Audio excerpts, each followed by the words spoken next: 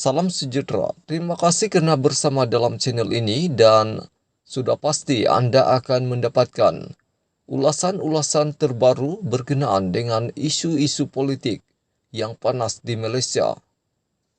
Pada petang ini kita akan mengulas tentang Dr. Mahathir diharap sokong Anwar sebagai Perdana Menteri ke-10. Perlukah Anwar bertemu dan berbincang dengan Dr. Mahathir Mohamad? Ramai menyatakan tidak perlu. Mereka marah kerana Mahathir tidak melepaskan jawatan Perdana Menteri kepada Anwar seperti yang dijanjikan. Menyokong Azmin Ali untuk menyaingi kepimpinan Anwar dalam PKR, tidak menunaikan manifesto PH dan membuat pelantikan utama tanpa berbincang dengan Majlis Pakatan Harapan. Ini termasuklah menganjurkan Kongres Maruah Melayu bersama PAS dan UMNO untuk meremehkan Anwar dan Pakatan Harapan. Meletak jawatan Perdana Menteri tanpa berbincang dengan Majlis Pakatan Harapan sehingga membawa kepada kejatuhan Pakatan Harapan dan banyak lagi. Bagi mereka adalah lebih bermaruah melihat Pakatan Harapan kalah daripada bekerjasama dengan Mahathir dan menggelar Mahathir sebagai tokoh khianat. Mereka menyatakan Mahathir menanggung defisit kepercayaan rakyat yang besar kerana pengkhianatannya yang membawa kepada kejatuhan Pakatan Harapan dan sejarah telah membuktikan Mahathir sanggup berbuat apa saja asalkan Anwar tidak menjadi Perdana Menteri. Jadi mereka mengingatkan Anwar agar tidak lagi dipatuk ular di lubang yang sama. Tiada musuh dan lawan yang kekal. Pertanyaannya, bolehkah PH menang tanpa bekerja sama dengan parti lain? Bekerjasama itu bukan bermakna berada dalam satu pakatan yang sama. Bekerjasama itu cukup sekadar electoral understanding untuk saling berkempen dan menyokong dan untuk mengelakkan pertandingan bertindih. Pada yang menolak pertemuan Anwar dengan Mahathir, nasihat saya ketepikan emosi itu. PH tidak boleh terlalu yakin. Masing-masing Anwar dan Mahathir ada kelebihan dan kelemahan. Suka atau tidak, kedua-dua pemimpin ini sekali lagi perlu bekerjasama untuk menghalang BN UMNO menang dalam PRU ke-15 ini.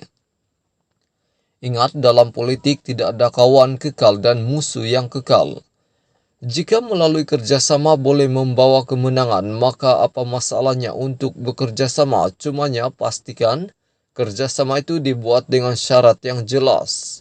Rangka dan bincanglah syarat itu. Tidak perlulah saya senaraikan syaratnya. Tetapi yang penting dalam pertemuan itu, semua pemimpin PH perlu turut bersama. Selepas itu buat kenyataan bersama dan bagi tahu rakyat syarat-syarat yang telah dipersetujui. Lebih baik lagi, tunjukkanlah perjanjian yang telah ditandatangani supaya rakyat boleh menjadi saksi kemudiannya. Perbincangan kerjasama ini jangan hanya terbatas dengan Mahathir saja. Segerakan juga pertemuan dengan MUDA, PSM dan parti-parti yang mendukung aspirasi yang sama. Masih ada waktu untuk berbincang. Negara kita memerlukan kestabilan untuk menyelesaikan masalah ekonomi dan kesejahteraan hidup rakyat. Kemarin ringgit kita merundum lagi. Kita terdesak memerlukan kerajaan dan pemimpin yang boleh melonjakkan kembali kemajuan negara kita yang telah banyak ketinggalan. Oleh itu, pemimpin politik janganlah keras kepala jika mahu menang pilihan raya. Berjumpa dan berbincanglah untuk merancang strategi bersama. Tanpa bekerja sama, hasrat PH untuk menang hanya satu ilusi. Sokongan terbuka Dr. Mahathir kepada Anwar. Jika mengenangkan kesilapan Mahathir selepas PRU 14 sehingga PH tumbang, saya juga bersetuju dengan pandangan supaya dia berehat dari politik, apatah lagi mengenangkan umurnya telah 97 tahun. Namun PRU ke-15 ini adalah pilihan penting kita untuk melihat Malaysia terus maju ke depan. Kita memerlukan pemimpin yang mempunyai kebolehan dan keupayaan. Kesediaan Mahathir untuk bertemu dan berbincang dengan Anwar Saya pikir bertolak daripada premis ini. Semoganya Mahathir boleh memberikan sokongan terbuka kepada Anwar sebagai Perdana Menteri kita yang ke-10. Sokongannya tentunya memberikan senyuman lebar kepada rakyat Malaysia yang mahukan perubahan, kemajuan dan kestabilan. Bagi saya pula, saya mahukan Anwar kerana he has the vision of a leader, not a small-minded political. Setelah beberapa kali menemu bual Anwar, saya yakin dia mampu membawa negara kita megah di persada antarabangsa. Oleh itu, kesediaan Anwar bertemu dengan Mahathir bagi membincangkan tentang PRU ke-15 ini adalah wajar dan perlu.